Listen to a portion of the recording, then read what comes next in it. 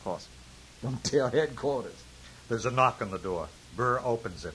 Elkins, the black supply sergeant, is outside.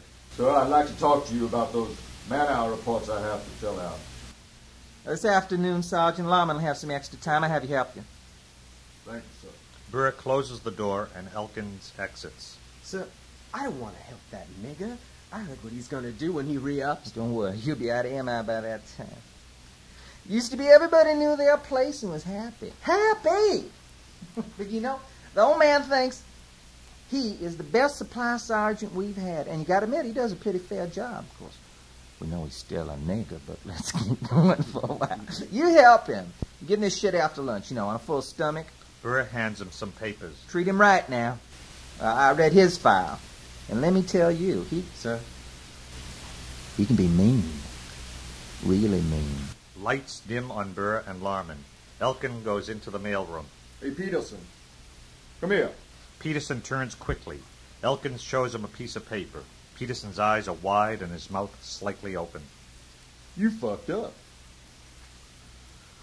You typed this with no mistakes. But the whole form is wrong. You gotta look in this AR here. What are you talking about? I followed the right form. What are you doing to me?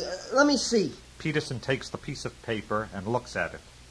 All I have to do is change a few of these abbreviations that were superseded. You guys are full of it, man. It doesn't need to be totally redone. Neil and Elkins laugh. I was just giving you a hard time. This is all right. I'll do it. You fellas ought to find some other entertainment. Why? You're too much fun. I got no other way to spend my time. I bought 3 cartons of dictionaries from the GSA store this year already. Why? Trade in on next year's budget, you know. See, I get you one if you want it. I do need a thesaurus, but no thank you. I'll buy it myself. Besides, I think the federal government would object. Nobody's gonna miss one dictionary. No, I don't mean that. I mean, if I get a dictionary or a thesaurus, I'll have too big a choice of words to use. After a year in the Army, I don't think I can handle the responsibility. What? Peterson, who the hell are you? I mean, what are you doing in this Army anyway? Same thing as you. Just serving out my time. Maybe you should be outside with those protesters. Yeah, maybe. Maybe. You think I'm different, don't you? Well, you know, I used to think lifers were different from draftees or those of us who enlisted short-term to escape the judge. But there's no real difference. Everybody's just serving out their time, be it 2 or 20 years. No man who ever went into the service didn't run out of alternatives first. Well, I really did try all the other ways, Michael. So you're going to do it then, huh? Yeah. You're going to take that $10,000 and re-up for 6 more years. Yeah. You know, when I first came into the Army, I beat on everyone who called me nigger. I lost so many stripes on my way to the big man, and I said it. Fuck it. I wasn't going to let them get to me anymore. I was going to shut up and went along with the program. Protesting's no good unless it gets you something for yourself. Demonstrators, I don't understand them at all. They want to go to jail. And now you're going to take the money and run. I don't understand how you can do it. This Army, it kills something inside you, something that you can't put a price on, you know. Last week, Burr and I took a ride out to inspect my quarters. Later, I found out from neighbors that Larman's been snooping around, asking questions. Yeah, they really have you. Even when you don't have to wear the uniform, when you get your car and your air-conditioned apartment in the suburbs, you're still in the Army. You've got no privacy. Don't forget the swimming pool. Yeah, we're all lucky to be stationed here, I know. That's not the point. The point is that these bastards, they can push you to the other side of the world on the strength of a personality clash, and you can't do anything about it. Didn't you know what you were up against when you joined the Army? I knew about as much as you did before I went in. I once gave away the power to run my own life. I'll never do it again. They look at each other. Listen. This is the best I can do, the best I've ever had. I've got my own apartment in New Orleans, my own office. Man, this is my life. I have moved up in the world, and I'm going to move higher. I really never had it so good. Even with that German girl? Didn't you have it good then? Oh, yeah, we had it good in Germany. Me and my girl used to have all kinds of good fun. Was it fun when your CO said you couldn't marry her? Listen, you're getting a little... Elkins rises and walks down center stage. I'm only trying to make a point, Sarge. The Army may give you security, but they take a hell of a lot. You don't really have a private life. She was beautiful. An angel. She was the only one I didn't have beforehand, you know. She was the only one I ever felt that close to. That man wouldn't let me marry her. That's over now. I never had a better deal than I got right now. Highland's no racist, and he's going to help me be an agent. An agent? Yeah, I'm going to be like these guys.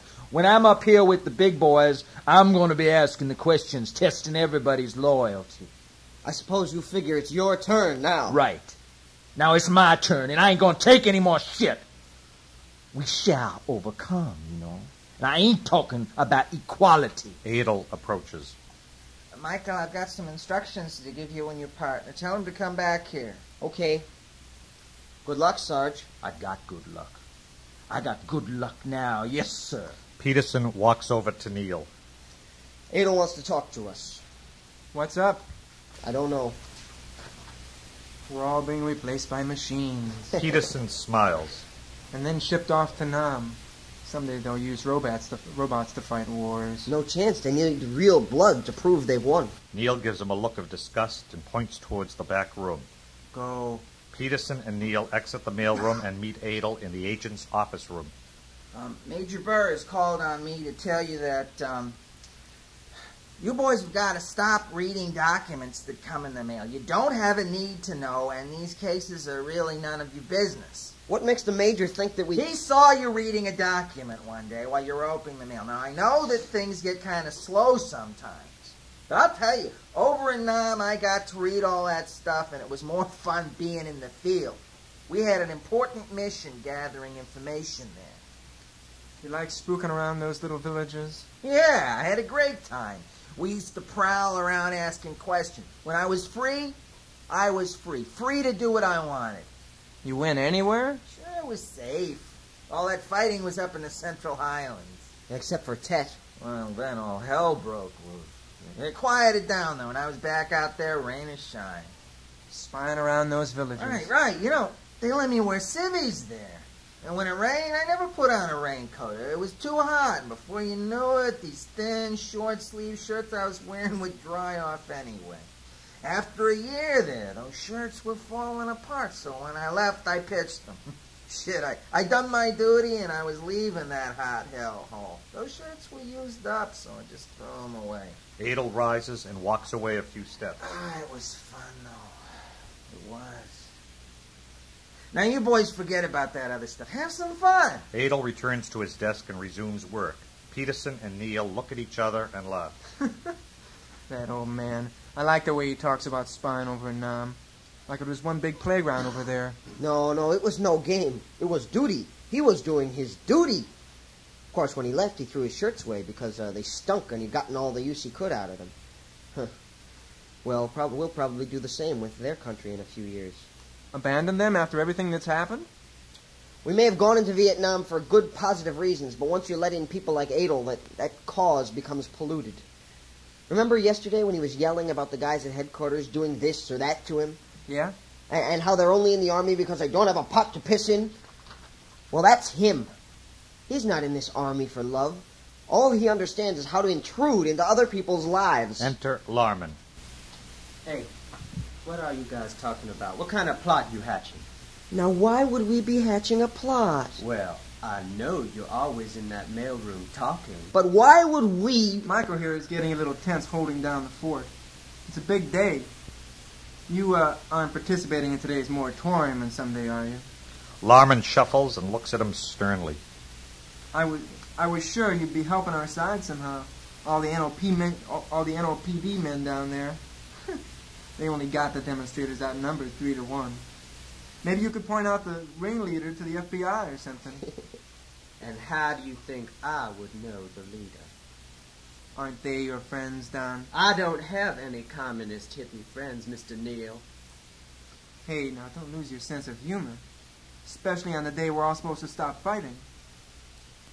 What you need is a good piece of ass. Larman grabs Neil by the shoulder at arm's length. What'd you say, huh? He starts digging his finger into Neil's shoulder blade. Neil tenses. What'd you say I need? Neil smiles sheepishly and puts his hands up. Nothing. Nothing. Larman drops his arm. I want to talk to you. What about? Just come in the back for a minute, both of you. Larman, Neal, and Peterson walk stage right to the end of the agent's room. Larman sits on the edge of his desk and settles there. What do you boys think of communism? I usually try not to think of communism, John. You two are really good with the smart answers, aren't you? Listen, the Soviet Union is a totalitarian state bent on world domination. If we don't defend ourselves in places like Vietnam, they are going to take over the world. Do you understand that? Those hippies, they think they have all the answers. All you need is love. Bullshit. The enemy is there, and he's waiting to attack us any time he sees us weak. Larman, you don't have to talk like that. I mean, we're all standing here alone here in this room, and you're quoting from a right-wing political tract. He's trying to help you, Michael. Help you find the truth. Oh, I went through that truth years ago with my parents.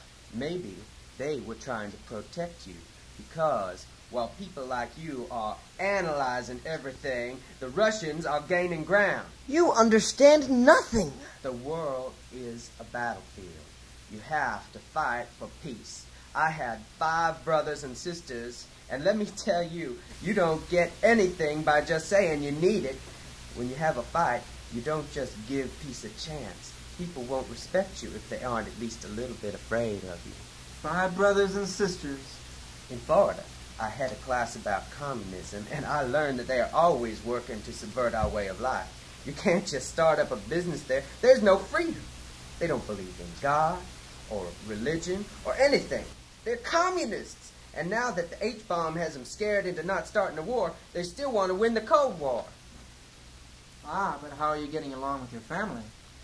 Listen, I have to get back to work. Peterson exits the door and then turns back.